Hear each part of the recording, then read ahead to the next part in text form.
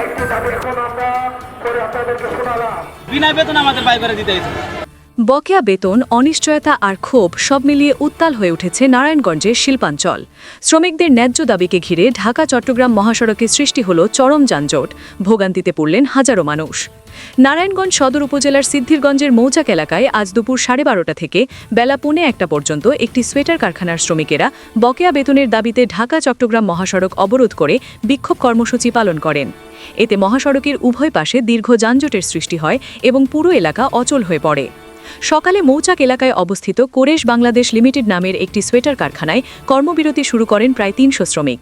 বেলা বাড়ার সঙ্গে সঙ্গে পরিস্থিতি উত্তপ্ত হয়ে উঠলে এক পর্যায়ে শ্রমিকেরা মহাসড়কে নেমে আসেন এবং যান চলাচল সম্পূর্ণ বন্ধ করে দেন।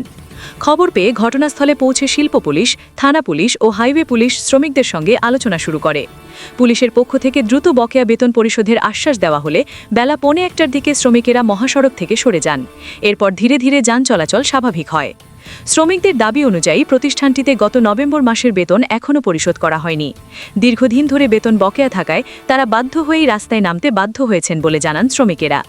এদিকে নগরের আরেকটি শিল্প এলাকায় ভিন্ন চিত্র দেখা গেছে। টানবাজার SM মালে রোডে অবস্থিত একটি পোশাক কারখানা অনির্দিষ্টকালের জন্য বন্ধ ঘোষণার প্রতিবাদে সকালে কারখানার সামনে অবস্থান নেন শ্রমিকেরা।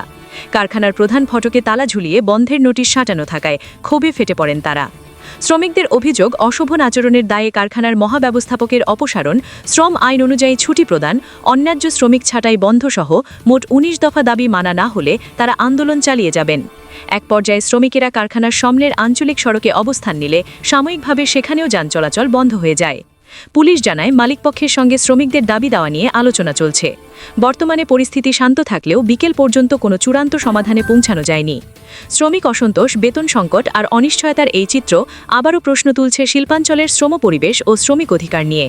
দ্রুত সমাধান না হলে পরিস্থিতি আরও জটিল আকার নিতে পারে বলে আশঙ্কা করছেন সংশ্লিষ্টরা। আপনি দেখছিলেন NLB নিউজ। সাথে থাকার জন্য ধন্যবাদ।